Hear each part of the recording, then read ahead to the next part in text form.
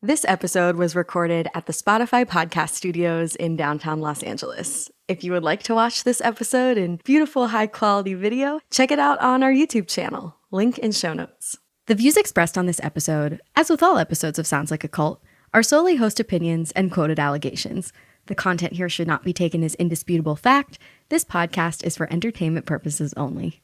We are always facing the possibility of a cult leader exerting much, much more power over people's lives and minds than they initially set out to do. We look around the world today in 2024 and we see lots of strong men who didn't start out as strong men, who started out as good people, and just as a result of their power, they started doing things that were really just in their own self-interest. They forgot about all the causes that got them into politics, starting an organization. I don't think we could ever get to a time when we can't think about the dangers of the really bad cults.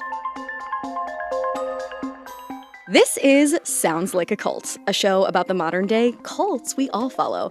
I'm your host, Amanda Montell, author of the books Cultish and The Age of Magical Overthinking. Every week on this show, we discuss a different fanatical fringe group from the cultural zeitgeist, from Elon Musk stans to Swifties, to try and answer the big question. This group sounds like a cult, but is it really?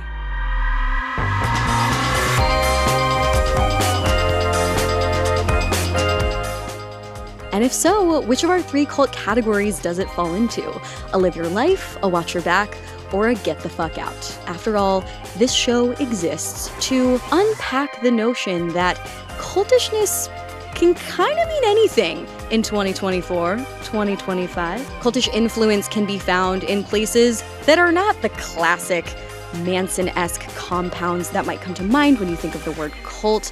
They can show up in your corporate offices, in your fitness studios, in your online forums. On this show, we discuss a wide range of groups to determine whether something that might look fanatical and fringy and ritualistic and weird on the outside really is that risky, or if it's relatively harmless. And we also discuss groups that might look totally innocent or mainstream, but are actually more sinister than that in a cultish way. The word cult is kind of tossed around willy-nilly, which doesn't mean that we shouldn't use it. It simply means that when we're discussing some of these more dangerous or threatening groups, we need to get more specific about the qualities of manipulation and exploitation.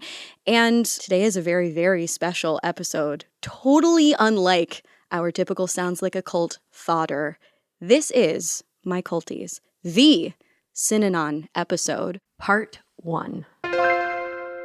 Before we get into the rest of the episode, I just wanted to make this very exciting announcement that my Cult-tastic live show that I do, the Big Magical Cult Show, is coming to the Just for Laughs Festival in Vancouver on Friday, February 21st. If you are in the area and are a fan of Sounds Like a Cult, you will have to join us. This show is a night of nerdy, culty, spicy, witchy deviance featuring drag and burlesque performances, special drinks, culty merch, special surprise guests, a PowerPoint presentation about the cult of parasocial relationships. It's almost like a Sounds Like a Cult episode on the freakiest, silliest steroids. Again, the show is on February 21st, 2025 at 7 p.m. at the Biltmore Cabaret in Vancouver, Canada for the Just for Laughs Festival. Tickets are available now at the link in our show notes or at soundslikeacult.com. Come have the cultiest night of your life. I can't wait to see you there.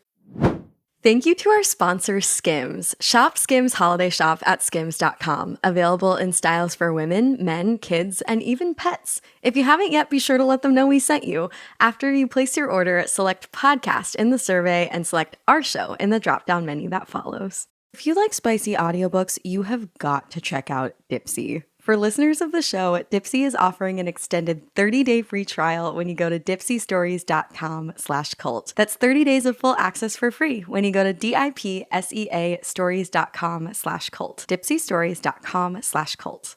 Thank you to our sponsor, Mint Mobile. To get this new customer offer and your new 3-month premium wireless plan for just $15 a month, go to mintmobile.com/cult. That's mintmobile.com/cult. Cut your wireless bill to $15 a month at mintmobile.com/cult. $45 upfront payment required, equivalent to $15 a month. New customers on first 3-month plan only. Speed slower above 40 gigabytes on unlimited plan. Additional taxes, fees, and restrictions apply. See Mint Mobile for details. This show is sponsored by BetterHelp. Find comfort this December with BetterHelp. Visit betterhelp.com/cult today to get 10% off your first month. That's BetterHelp, HELP.com/cult.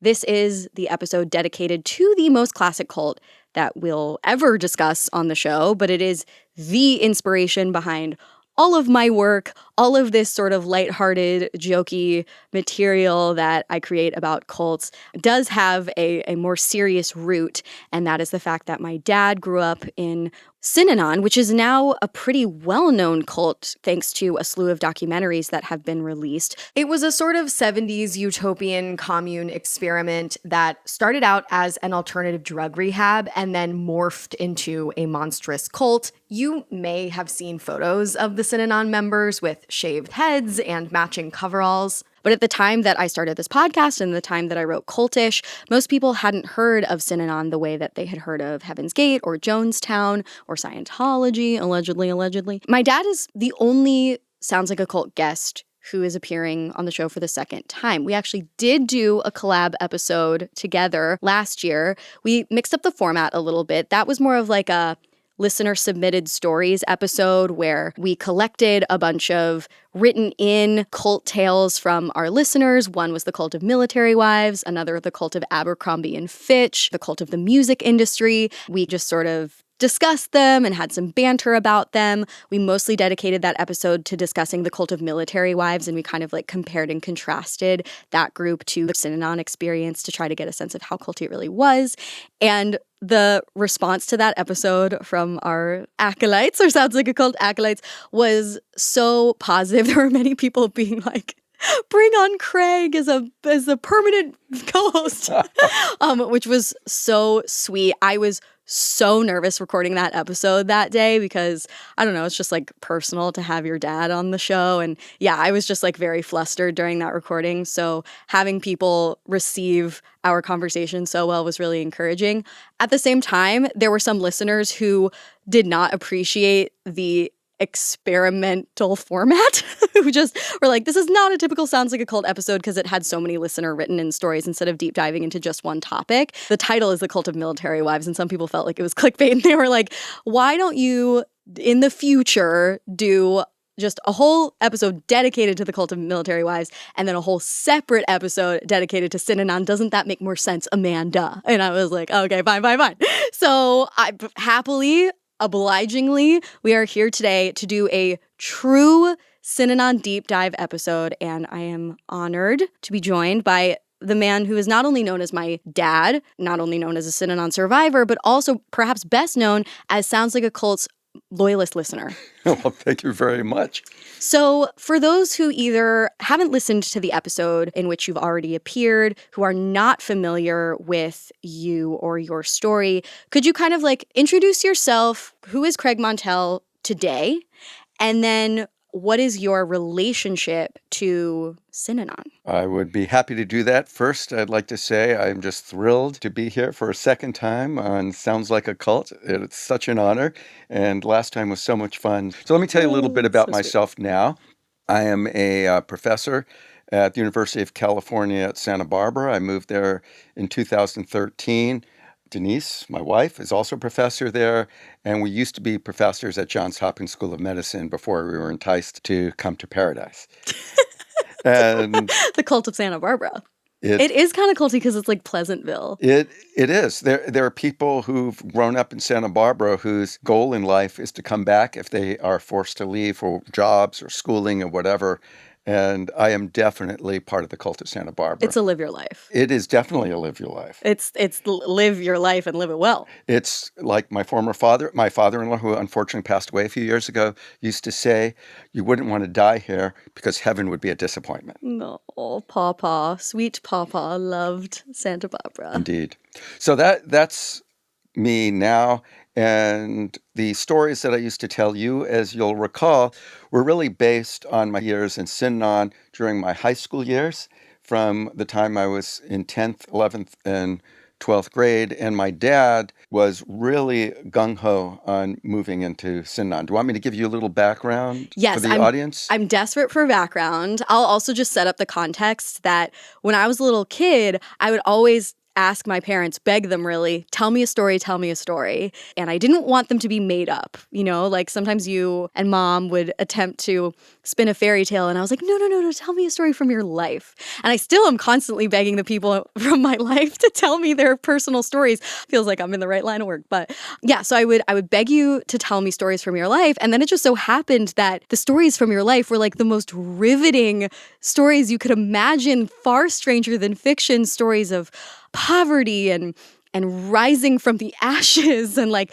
New York in the 50s and 60s and shaking Bobby Kennedy's hand and growing up with incredible hardship. And we don't have time to go into your early childhood in New York City, but I really feel as though I kind of cut my journalistic teeth on like asking you these really invasive questions about your childhood, and you so generously obliged and supplied answers to those questions. And I loved hearing those stories of Synanon. They were disturbing, they were inspiring. And as I grew up, I couldn't help but notice that the sort of methods of influence that you would describe as a part of Synanon, whether you were talking about the language or the conformist uniforms or the idol worship of Synanon's leader Chuck Diedrich, to a degree, those culty methods of influence could be found in so many other pockets of life, whether it was my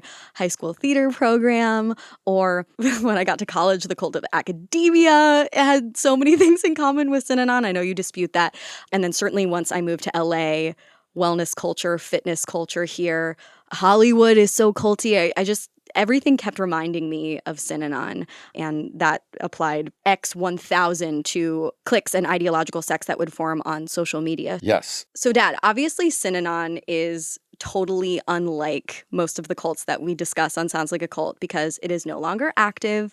It existed decades and decades ago. It is regarded by almost every living person with a brain as a classic cult. It's fascinating to discuss Synanon because of your personal connection to it and your stories.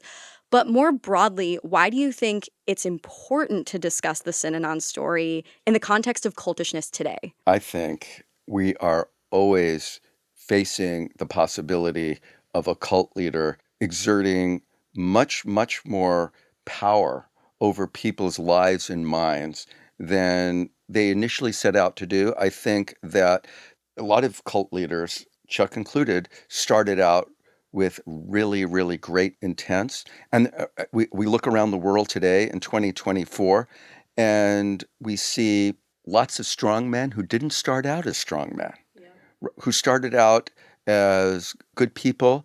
And just as a result of their power, they started doing things that were really just in their own self-interest. They forgot about all the causes that got them into going into politics, starting an organization, and so on and so forth. Getting into business. I don't think we could ever get to a time when we can't think about the dangers of the really bad cults. They'll never go away. There's a cliche that those who don't know history are doomed to relive it. And so we have to be aware of what's happened in the past to educate ourselves about what could happen in the future. And to have the humility to know that, like, this is not just a story about a bunch of people we have nothing in common with who lived long ago. This type of influence can affect us all in various ways. And even if you never end up in a cult like Synanon, it's still worth interrogating our affiliations, even if they're mostly good. But yes, some background is definitely necessary.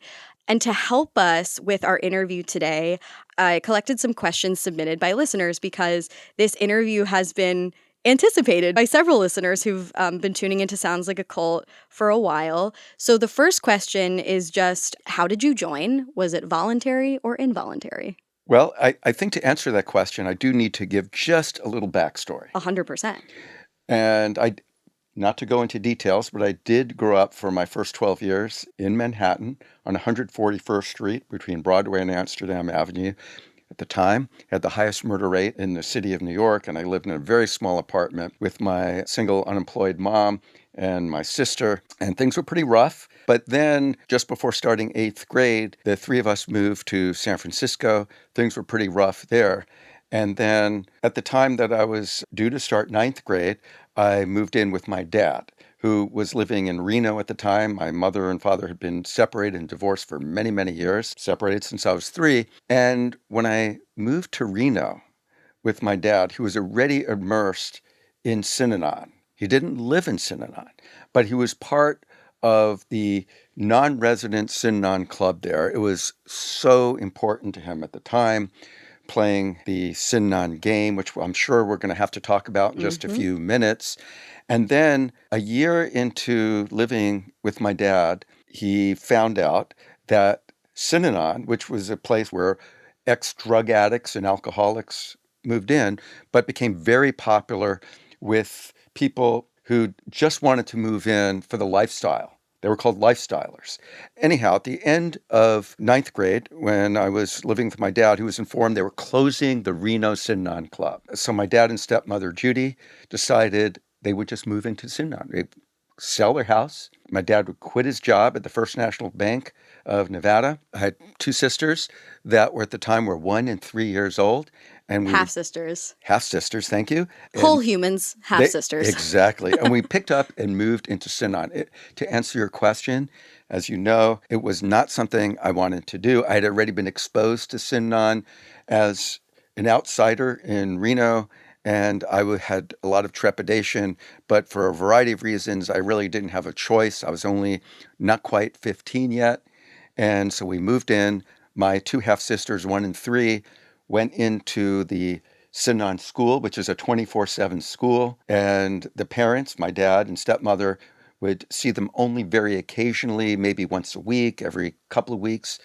And then I moved in with a dorm with some other teenagers. But to answer your question, no, I was not enthusiastic about that. Yeah, and this is one of the things that makes your story so unique, I think, in the cult space, is that oftentimes when you tune in to a cult documentary like Wild Wild Country or The Vow, I mean, I before I started commenting on cults myself, I voraciously consumed these types of series.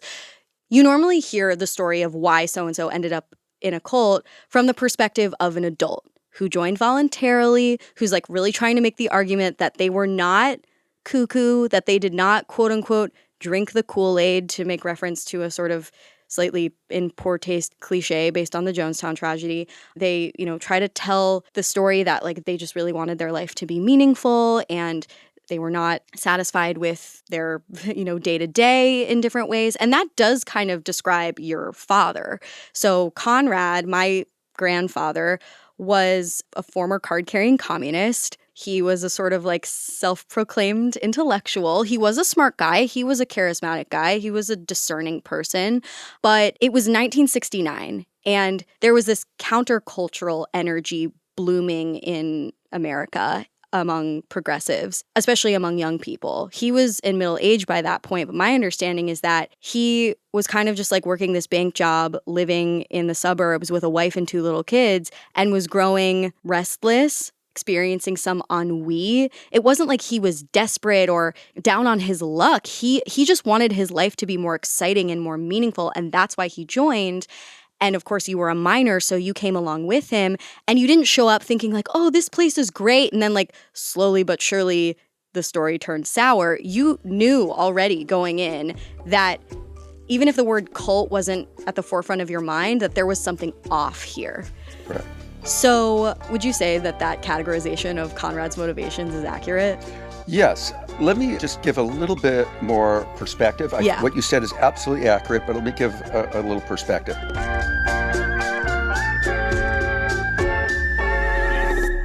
And now a quick word from our cult-followed sponsors who keep the lights on at Sounds Like a Cult.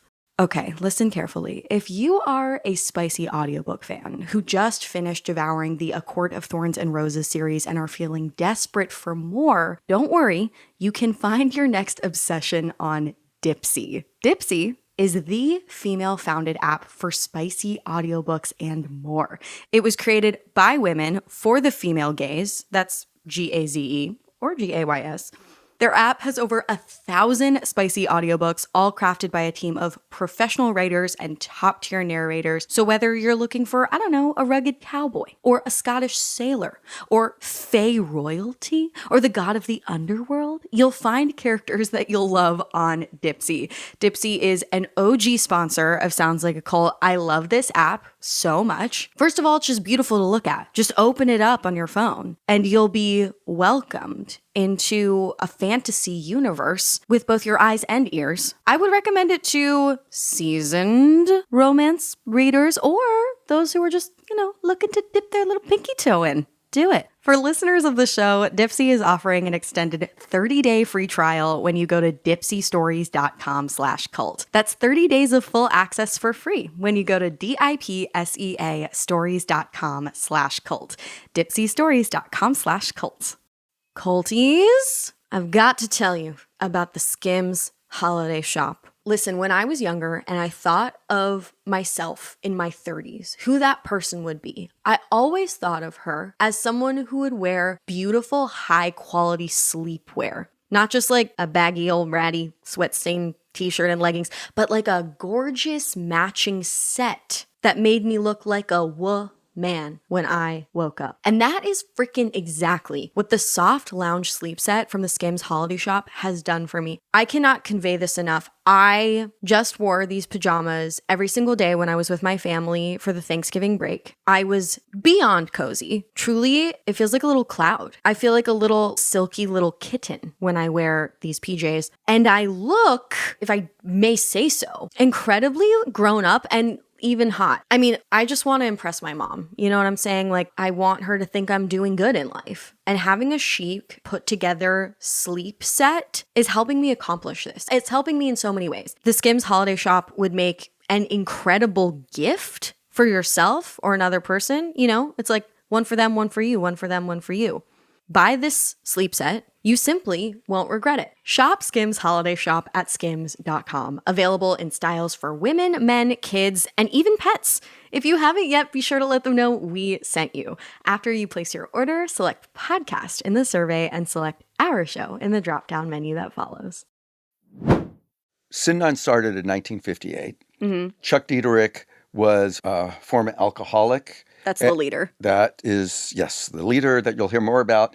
And he was a member of Alcoholics Anonymous and kind of broke off from AA and started in a little storefront in Santa Monica, California, started his own organization, which started with the name Tender Loving Care. They couldn't keep that name because it was already taken. And there were just a small number of people who were drug addicts. Chuck liked to call them dope fiends, would come in, and very soon thereafter, within weeks, it became a live-in situation. And over the next dozen or so years, it had grown to several facilities in Oakland, in Santa Monica, a small one in San Diego, and also in Tamaulipas Bay in Marin County. And out of the 1,500 people living there, at the time, probably about 1,000 of them were still people Chuck called dope fiends or drunks for the alcoholics. But then, over the few years prior to that, there were a lot of folks that didn't have those backgrounds. People like my dad, who wanted to move into Synanon because it was a communal lifestyle. Chuck really devoured the readings from Ralph Waldo Emerson, Thoreau, Maslow, and even though he didn't finish college himself, was a very well-educated person. And my dad was all in on the philosophy, the communal social living, and yes, his communist background, which started when he was about 18 years old, really, I think, was a major influence in wanting him to move into Synanon. Most kids my age were in the Synanon school, non-accredited school. I didn't want to do that because I knew even back then that I ultimately wanted to go to college. So I managed to make sure that I didn't go to that school. And I was one of the very, very, very few. There was only, you could put on one hand the number of people that managed to go to outside high school, having moved in with so-called lifestylers, people like my dad who moved in for the lifestyle. Yeah, people who move to escape the sort of turbulent reality of the era in pursuit of something hopefully better, if experimental. I'm sure plenty listening can relate to that desire on some level. I feel like you've told me this, but I don't remember exactly the answer. One person asked, how were you able to get away with going to that outside school? I know you've said it was something about like Conrad's loyalty to Chuck and you like caught a ride into San Francisco every day and you were able to like lay low. But how are you able to pull that off? Well, as it turned out, the folks in Synanon viewed joining their school as a privilege. And so their attitude really, for very different reasons, aligned with mine. They felt, well, if you don't want to go to this school, to hell with you, it's your loss. And to me, I thought that is really fantastic because I don't want to do it. So for very good reasons that were very different, we came to an agreement. I was living in Oakland. The school that I ended up going to was a school in San Francisco. And it just so happened there was another lifestyler named Ed, who was a middle school teacher back then. We called him junior high school, who taught math maybe in a school 5 minutes away. And so every day for the next 3 years, I would commute with him. There was a lot of traffic. It took an hour each way. And I went to this outside high school. So I was sort of in a way, a foreigner in my high school because I just went to school and back, and I didn't really interact with kids socially outside of classes. And then in Synanon, I was kind of different than everyone else too, except for a couple of other people, in that I was going to outside high school. So I was sort of in no man's land. I was like a man without a country. Mm-hmm. Well, it's interesting you put it that way, and this is probably charged language that deserves interrogation, but I went to a conference a couple of years ago. I called you right after I attended it because I had so much to say, but it was a conference in DC called the Rights and Religions Forum, which was put on by an organization that aims to rehabilitate folks who grew up in cult-like religions, not groups like, Nexium, where everyone can agree that's a full-blown cult, but, groups like Mormonism, the Amish, ultra Hasidic Judaism, these groups that are just like really insular but are protected by America's freedom of religion. But some of these groups like really just take that way too far, and it can have a super damaging effect on its members and the way that they're raised. To varying degrees, growing up in a cultish environment or a full-blown cult in the United States can make you a serious misfit in a way that can follow you throughout the rest of your life. And we'll talk about like you post Synanon and how you sort of like recuperated from that experience later. But I would love if you could talk about what people saw in Chuck. Like, what was his background? What were his ideologies? And why did people not notice that this was starting to get culty? So first of all, let me just describe him physically first. He was sort of a physically imposing person. He wasn't handsome, but he was imposing. So at the time that he started Synanon, he was in his mid-40s. He was born, I believe, in 1914. So by the time that I joined, he was already, in his mid-50s. And everyone called him the old man, although, he was at the older end of middle age, but he wasn't really old. But he had a very serious viral infection early on in his adulthood. Part of his face, through an operation that was necessary after that, looked like it was paralyzed. One of his eyes was like partially closed. And he had this voice that was very strong, commanding voice. And he would speak with this commanding voice of his readings that I already mentioned, readings not only of 19th century essayists and philosophers like Thoreau and Emerson, 20th century folks like Maslow and others, Buckminster Fuller, but he also became very self-educated in Eastern philosophy and many other areas. And he would speak with tremendous authority and with great fluidity and with a booming voice. And people were in awe of him. It didn't matter what he said. They were just transfixed. He was mesmerizing to people. He could come up with some view for Synanon, everyone was all in, and it could change the next week, and people were all in because what Chuck said was the only thing that was constant in Synanon was change. It didn't matter. He was like a deity in Synanon. So he didn't have movie star good looks. There are some male cult leaders who really lead with that sex symbol status. For him, it sounds like he had more of this paternal status. But from the way that you describe his looks and his voice and his background, he probably read to people like, I'm someone with a story. I'm someone who've been through it, and thus I have gained all this wisdom that has created this community. Just look around. This didn't happen by accident. This is because of me and my transcendent knowledge of life. And yeah, that can be really compelling for people who are looking for a communal life. And it was the late 60s. Like, cult discourse didn't exist then like it does now. The word cult did not enter the mainstream American lexicon as something that everybody should know about and fear until the late 60s. But really, it wasn't until Jonestown in 1978 when cults really became something that were like a household phobia and priority. And when I was in Synanon, never heard the word cult. Right. I should say that the way Chuck led the organization is through tough love. You're either with me or you can get the hell out. Yeah. And if you got the hell out, you were called a splittee. And talk about costs for leaving. You were cut off. You were considered dead. And Chuck would say if you left, you would fall down a manhole. And so, a lot of people did leave because it was tough, but other people stayed for, in the end, there were people there for more than 20 years.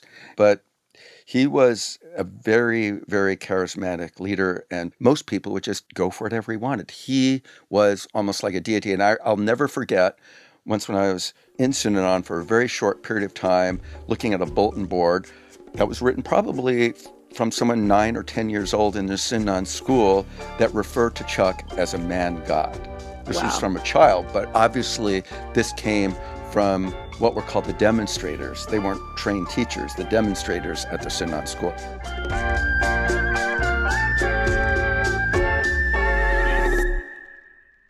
Big wireless providers, what you see is never what you get. Somewhere between the store and your first month's bill, the price you thought you were paying magically skyrockets. We all know this pain, but with Mint Mobile, you'll never have to worry about gotchas ever again. When Mint Mobile says $15 a month when you purchase a 3-month plan, they mean it. I just went through it with my freaking mobile provider. It's so annoying. Scammers, grifters, cult leaders. These freaking mobile providers truly can be so frustrating. Complicated bills, fees, upcharges, I hate it. But you can say bye-bye to your overpriced wireless plans, jaw-dropping monthly bills, and unexpected coverages because Mint Mobile is here to rescue you with premium wireless plans starting at $15 a month. All plans come with high-speed data and unlimited talk and text delivered on the nation's largest 5G network. Ditch overpriced wireless with Mint Mobile's deal and get 3 months of premium wireless service for $15 a month. You can use your own phone with any Mint Mobile plan and bring your phone number along with all your existing contacts. To get this new customer offer and your new 3-month premium wireless plan for just $15 a month, go to mintmobile.com/cult. That's mintmobile.com/cult. Cut your wireless bill to $15 a month at mintmobile.com/cult. $45 upfront payment required, equivalent to $15 a month. New customers on first 3-month plan only. Speed slower above 40 gigabytes on unlimited plan. Additional taxes, fees, and restrictions apply. See Mint Mobile for details.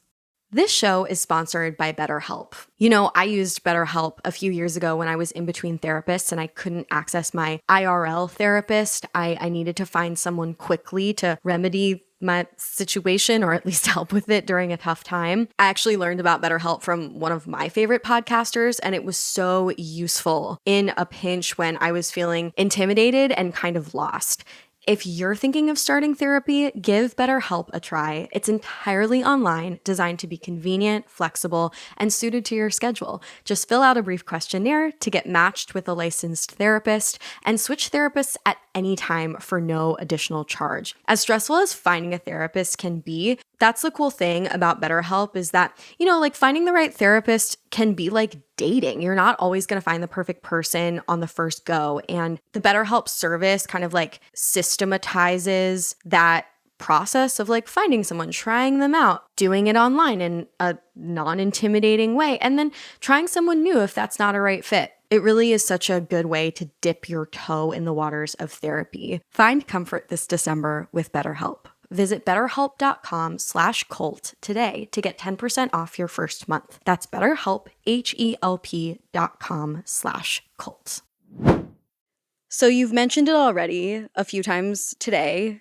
We talked about it a bit in our episode last year, but the centerpiece of life in Synanon was this mandatory ritual called the game.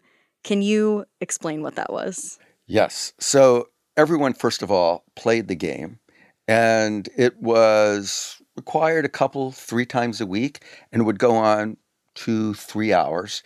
And a dozen or so people would sit around in a circle. What you actually experienced in the game was catharsis at a level that few people ever experienced. You could say anything you want in the game, and people did. And the only real rule was that you had to keep your seat, no physical violence.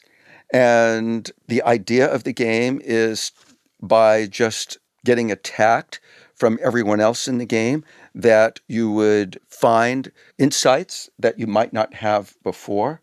But it was also just for many people very cathartic. It could also be very, very intimidating. Mm-hmm. And during the game, it was expected that everyone so-called back the play of the person accusing someone else of something. Yeah, so just to put an image in listeners' heads, when you would show up to the game, and you couldn't sit the game out. So you would gather in a circle. How are the circles determined? At random? Semi-random. So I was in Synanon, Oakland. There were about 500 of us living there. And within that 500 group, we were divided into what are called tribes. Yeah. And each tribe had 50, 60 people. And then there was a tribe leader. And on game night, he would divide up folks into a group of about 12. And it seemed to us it was random, but sometimes the tribe leader had some thought in mind in terms of how to organize. Like a reality TV producer. Like, I want you to get into a fight with you. And at times it felt like you were a gladiator just verbally. Yeah, exactly. So you would be assigned a group, you would gather in a circle, and the idea was just to, have people stand up, single out another person in the group and malign them. And everyone else in the group had to have their back. What's the phrase again? Back the play. Back the play. Back the play. And of course, many of us probably know that like catharsis doesn't do what we always hope it will do by like getting your sillies out or making you somehow less violent by providing a permission structure just to say like every horrible thing to a person that you could think of.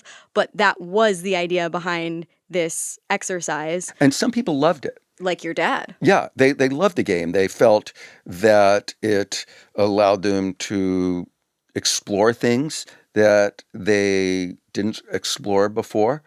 And they also enjoyed playing the game on other people when the game was on someone else. Oh, yeah. Like if you want to pick a fight with someone or if you have an issue with someone in your life, I can see it. Like how nice would it be to have an excuse to just like lay into them, Or your boss. You could do that. And there was a concept of in the game and out of the game. It's sort of like anything that was said in the game was supposed to stay in the game. And then when you left, it was like everything's back to normal. Right, which of course it isn't because your body holds on to that stress.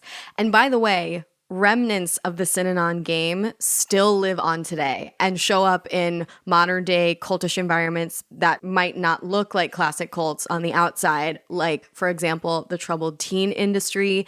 And actually, sometimes Instagram comment sections remind me of the Synanon game or social media comment sections in general when people are calling out others seemingly in pursuit of correcting some injustice, but really it's just cathartic for them and they're trying to build their own clout or get up on a high horse. Social media comment sections are the new Synanon game, in my opinion. So truly this story is ever relevant. Right. And so there were folks who were extremely articulate and charismatic who would, by virtue of their own personality, could sort of control the game. And a lot of those folks would just love it. It was really, they called it a game because for them it was also fun. Yeah, play to their strengths. Exactly. And there were also skills that you would learn, like the carom shot. So, for example, if there could be 12 people around the circle, it wasn't always 12, but around that number. And let's say that I wanted to accuse you of something. I would actually. What? Oh, I couldn't possibly. You're perfect. But nevertheless, just imagine I Oh, wanted to God. accuse you of something. I could be talking to someone else, not you, and talk about you, but to somebody else. And then you would try to defend yourself and say, no, no, no, no. The game is not on you. I'm talking to that person. That was called a carom shot. Oh, wow. And there were a lot of skills like that that people would learn. And imagine I'm sitting in this circle. I'm not quite 15 when we started doing this. And some of them are what Chuck would call dope fiends. There might be, out of the 12, might be 8 or 9 of them, a couple of lifestylers. And then there was me. And I found it intimidating. Of course. And my MO was to, as best as possible, kind of go below the radar screen. Yeah. And so I never really got into it. Uh-huh. It was something I survived. Yeah. Okay, this is going to sound really stupid, but your stories of laying really low in Synanon and not really participating in a full throttle way in the game really got me through the one semester I spent in acting college. That one, but I spent my first semester of college in Tisch, in like the NYU Tisch School for the Arts acting school, which is a way lower stakes cult than Synanon, obviously. But there were quite a few things in common, like the us versus them mentality and the super militaristic occupation of your time and all the busy work and the conformity, like literally wearing neutral colored clothes for acting class and the worship of your acting teachers, just like unquestioned worship and rituals and whatever. Like it seemed culty, obviously not on a Synanon level, but on a watch your back level. Yes. And when we would have to engage in these like pretty cathartic interpersonal exercises where, all the acting students would be in a circle, coerced into like confessing their vulnerabilities and breaking down in front of one another, I remember thinking like, this reminds me of the fucking Synanon game. Yeah. And I would lay really low. I like wouldn't fully participate because I felt so skeptical of that. And anyway, I got the fuck out of acting school. So, I mean, of course, the Synanon game did help, along with many other aspects of Synanon, turning a lot of what, again, the folks that Chuck called dope fiends around. There was an important thing that Synanon was doing. People would be coming in who might have been on a heroin for a dozen years, who might have in fact died, would come into Synanon, get their life together. And so for a lot of these folks, Synanon really did save their lives. Yeah. And the Synanon game was very useful for them to get out some of the demons that were in them. And even just shouting and screaming at other people was also very cathartic. And so while it was a very different experience for me, for some of the folks who came in as what Chuck would call character disorders, a lot of these folks owed their lives. They felt like they owed their lives to Synanon. For the lifestylers who felt like they had meaningless lives on the outside, they would go to work, come home, make dinner, watch TV, go to sleep, go to work, come home, make dinner, watch. And all of a sudden, they're in a social movement. And the leader is this exciting, charismatic person. There was meaning in their lives. And then there was me, who I was one of the people who didn't come in because I was trying to get off of a life-threatening drug habit, stealing hundreds of dollars worth of merchandise a day to support it, or coming in because I was looking for meaning in my life as a lifestyler. I came in because basically I was a minor, as you said. Yeah. I didn't have a choice. Yeah. So I want to put it in that perspective because at the time I was in Synanon, it was doing a lot of good for a lot of people. Totally. But later, in the years after I left, it really did turn into a full-blown negative cult in ways that even I couldn't foresee at the time. Ooh, foreshadowing. Before we get into the whole like rise and fall of Synanon, because it is such a fascinating, almost cautionary tale, I want to relay a few more questions from our listeners about your specific experience and your observations of Synanon in those earlier days. There was someone who wanted to know if you could describe the uniform look in Synanon. That's an interesting question. There really was one. There were a couple aspects to it. First, in terms of what you wore, the typical thing, the most Synanon-esque kind of clothing that you could wear were overalls, like Levi blue denim It's overalls. honestly very Gen Z. It's very now. Well, back then it was an unusual thing. Maybe farmers would wear these kind of overalls, but it It's was giving Ben Platt. Poor uh, dad. He doesn't understand references such as no, this. no, I don't. I've been learning a lot from you. Like, what was that? Something lore? Lore drop. Lore But drop. I learned that from Reese. So you're learning Gen Z terminology and trends secondhand from me through Well, Reese. I'm thankful for that. Shout So, out Reese. besides the clothing, people had very short cropped hair. In fact, when I moved into Synanon, my hair was unacceptably long. Well, it And was the 60s. yeah, and so I had to have it cut quite short. It wasn't actually in a crew cut, but that's what everyone else pretty much had. It was a little bit longer than that. Still, it was about the shortest of anyone you would find in my high school. So that was the look, is that the standard look. You didn't always wear overalls, but that was the most classic Synanon look. So I feel like if the average person has heard of Synanon, the image that comes to mind for them is like a bunch of people with bald heads. Like that's what it's known for, the group head shaving parties. Can you explain what all that head shaving was about? Because that is one of those canonical cult images that I feel like gives some people license to think like, oh, those people were cuckoo, you know? Well, there were a few stages and rationales for head shaving. Early on, before it was done in mass, at first, if a man broke one of the Synanon cardinal rules, and early on, the first two cardinal rules were no physical violence and no psychic modifiers, meaning no alcohol or drinks. And later, just before we moved in, there was a third cardinal rule, no smoking. A lot of people split over no smoking. Whoa. Literally, That's like probably, in my mind, the best rule any cult could have. yes, but about 300 people split over that. So early on, in terms of the shaved heads, if you broke one of the cardinal rules, if you're a man, you would get your head shaved. And that was made it very obvious to everyone around that you did something really wrong. Oh And my God, sometimes it shame. was shame. And sometimes folks would even need to have a sign hanging from around their neck that might have explained what they did. If a woman broke a cardinal rule, we're talking in the 60s and in the early days, soon after I moved in, the woman would have a stocking cap. It's so medieval. It's like putting a petty thief in the medieval times in the stocks, you know? Like that's what it makes me think of. Well, right. And a person would go into the stocks to humiliate them. It was Yeah. also uncomfortable, but mostly it was humiliation. Later on, there were massive numbers of people who would shave their heads as a show of support for Synanon. And this happened after I left Synanon. There was some incidents that led up to some women shaving their heads.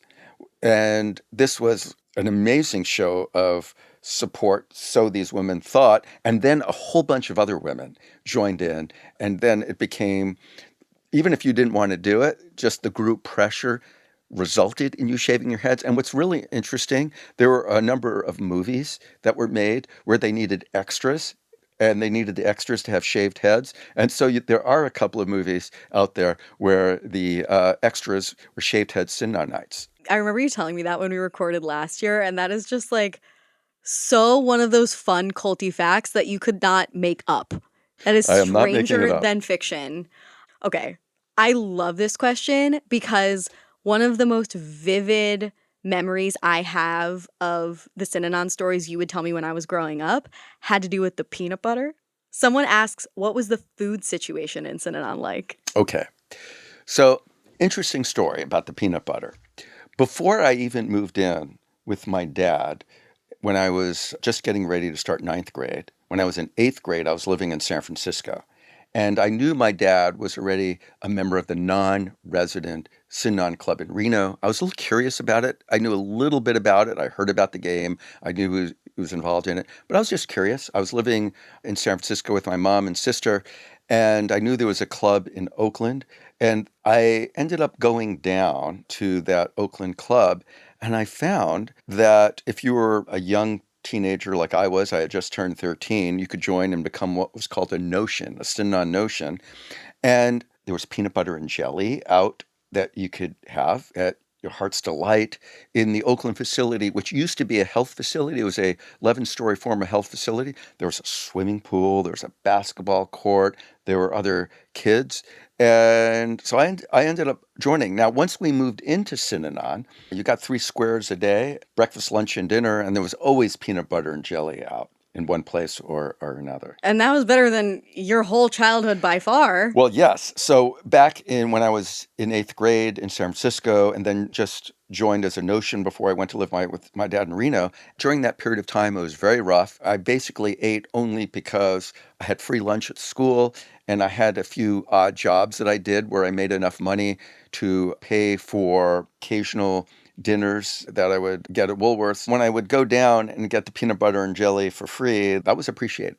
Yeah. I do want to take this opportunity to dispel one of the many myths about why people join cults, because I think the sort of conventional wisdom or stereotype is that they do it because they're hopeless and desperate, and once they're brainwashed, there's nothing to be done. Often that is not the case. Those who join groups that end up being cults are actually dreamers, optimists, who have at least some resources to spare to the cult, right? Meanwhile, you were about as vulnerable as a person could get, a kid who was severely down on his luck. And even so, you were able to resist Synanon's influence. So that just goes to show that even though we are all susceptible to some kind of cultish influence, it's still always possible to push back when you're in an environment like that and to think for yourself. Yeah, but during that period, I didn't live there. Oh, right. That was the best of both worlds, Yeah, you know? yeah, I would go down for my peanut butter and jelly sandwiches and have some activity. I did play the Synanon game, but even back then, with other kids from around Oakland, and these were mostly inner city kids from out Oakland, I was also quiet. But I was just taking advantage of the other facilities and food that Synanon had to offer. Yeah, put in a toe if you have to. Yes. Keep the rest out.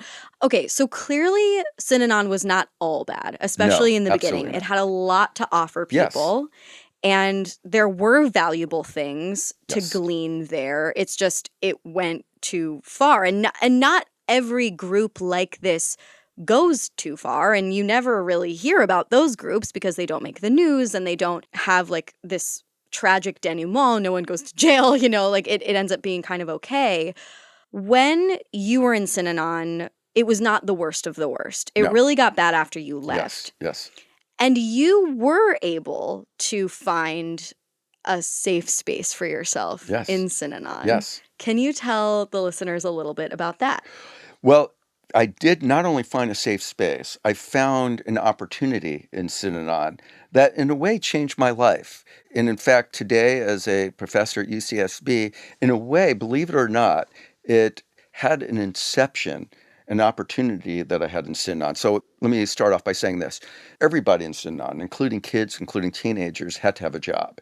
And usually the jobs were assigned to you, and they weren't very appealing jobs, like literally cleaning, maintenance and things like that. But early on, I remember there was a interesting thing going on in one of the large open rooms in the Oakland Club where I saw somebody peering through a microscope and holding up a dish up into the light. And I was curious, and I went over, and it turned out that Synanon had its own lab. It was really a medical lab where they did bacteriology, cultures, sperm counts, and blood chemistries, and so forth. And I actually managed to talk my way into having a job in the Synanon lab at the age of 15. By the time I was 16, I was actually the Synanon microbiologist in Oakland. I had learned enough that there were some doctors who lived in Synanon. They had their own little infirmary.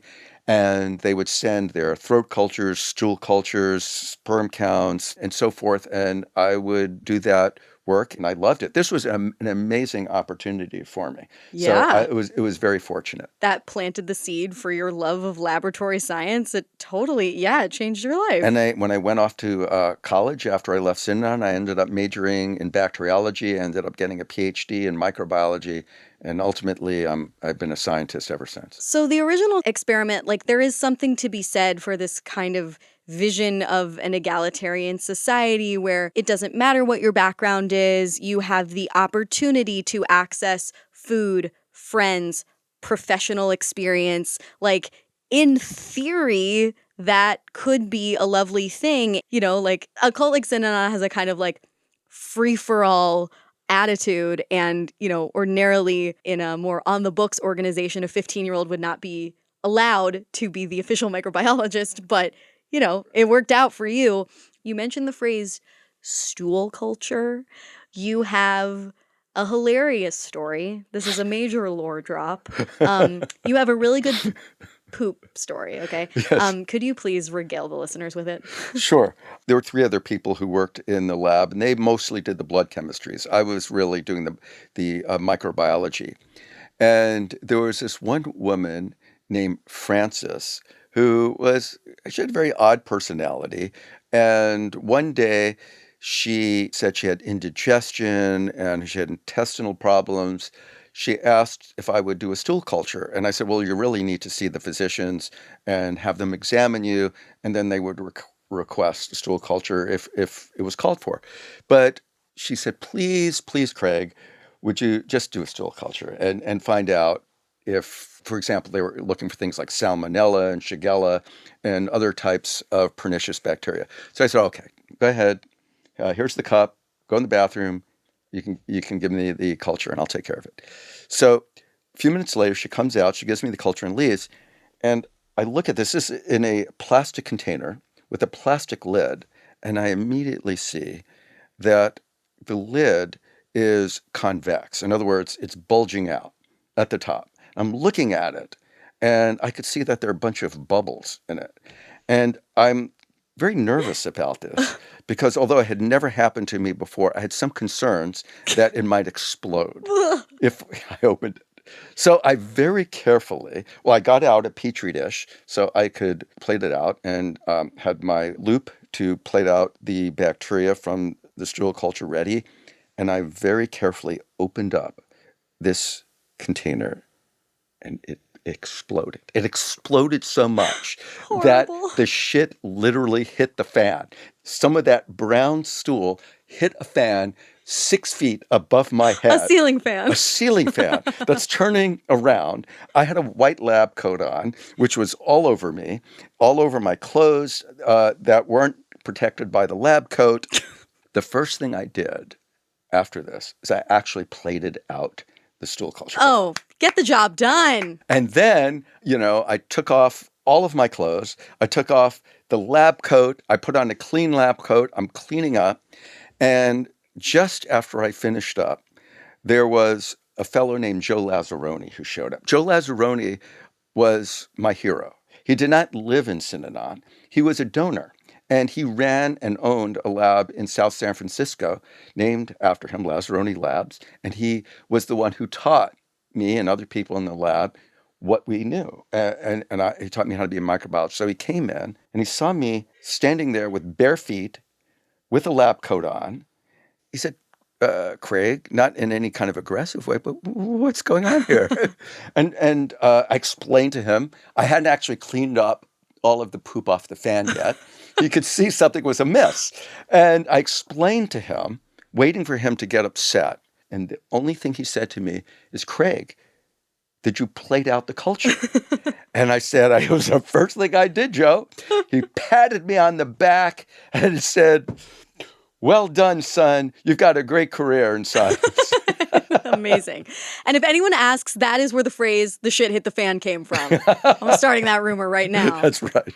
So good. See, like, These stories don't have to be entirely doom and gloom, and this is why I have such sort of mixed feelings about some of the ways that the folks who joined the People's Temple, aka Jonestown, or Heaven's Gate, or the Children of God, or any of those other like really notorious and indeed horrible and tragic cults, it's not entirely fair to paint them as these sort of like googly-eyed, brainwashed suckers. Like, they were people living a life. And like, your Synanon stories were my first exposure to the idea that groupthink was really powerful and could be dangerous, but also the idea that being a part of a community like that can be really fun. Like, anyone who has ever participated in a group dance ritual or chant or anything like that can feel that like there is something very real and very transcendent and awe-inspiring about activities like that. Yes, and it's so important. We could get into some of the negative things in a few minutes, but before doing that, let me just mention some of the more positive things. Yeah. So, for example, every Saturday night, we would have a Saturday night party where people from the outside, maybe future lifestylers, could come in, donors. There were people donating large amounts of money and resources to Synanon could come. And these Saturday night parties, there was music, live music, and there were so many fantastic musicians who had drug habits, who joined Synanon, who were world-class musicians. There was a guy named Art Pepper, Stan Kenton, who I think your listeners probably haven't heard of these names, but back in the 60s, they were very, very famous jazz musicians, and they would just be playing. And many other equally great musicians would be playing in front of everyone at the Saturday night party. And then we would have this dance called the hoopla. And it was kind of a line dance where maybe about 50 people would get on the floor and you'd move back and forth and clap and turn all in unison. And yeah, it was a lot of fun. Which is not to defend Synanon or Chuck Diedrich or the horrors that occurred there. It's more to paint a nuanced portrait of the followers, right? Because like, it's so easy to say like, oh, I'm nothing like those people. They made a giant mistake. They're gullible. They were desperate. This group seemed to have a lot to offer, and it feels good to be a part of a community like that. And on the positive side, it was absolutely obvious that there were a lot of so-called dope fiends who really became educated, self-educated people in Synanon and learned to feel good about themselves. Even the lifestylers and also a lot of these so-called dope fiends were at times fascinating to talk to. Not really in the game, but outside the game. Mm-hmm. And among the lifestylers, there were architects, physicians, musicians. There were so many interesting people.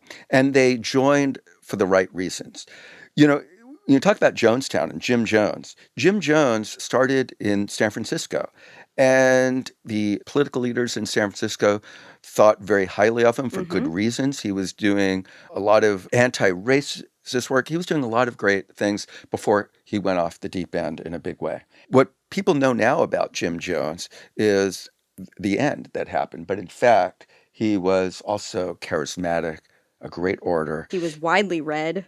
Extremely widely read, and he was ahead of his times. Again, which is not to defend him. No. It's to illuminate how you did not have to be a brainwashed fool to trust him. That's the point. Yes. And I have to tell you that as horrible, as absolutely horrible as it was when those hundreds of people died in Guyana, that I can understand how that happened. Now, not everyone who died in Jonestown by any means did it voluntarily. Oh, my understanding is that most of them did not. Most of them did not, but a few of them did.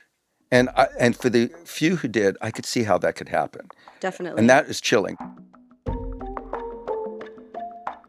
Now, this is just the first half of my dad's Synanon story. To hear more of my dad's personal stories and analysis, please tune in to our part 2 next week. That's also when we'll reveal our culty verdict. I wonder which cult category does Synanon fall into. please do stick around for that. I swear the story only gets juicier from here. And another reminder that if you are in or around the Vancouver area on February 21st, I would love if you would come to the Big Magical Cult Show at 7 p.m. at the Biltmore Cabaret, which I swear is going to be the cultiest night of your life in the live your lifeiest way. So with that said, that is our show. Thank you so much for listening. Stick around for the Cult of Synanon Part 2 next week. And in the meantime, stay culty. But not too culty.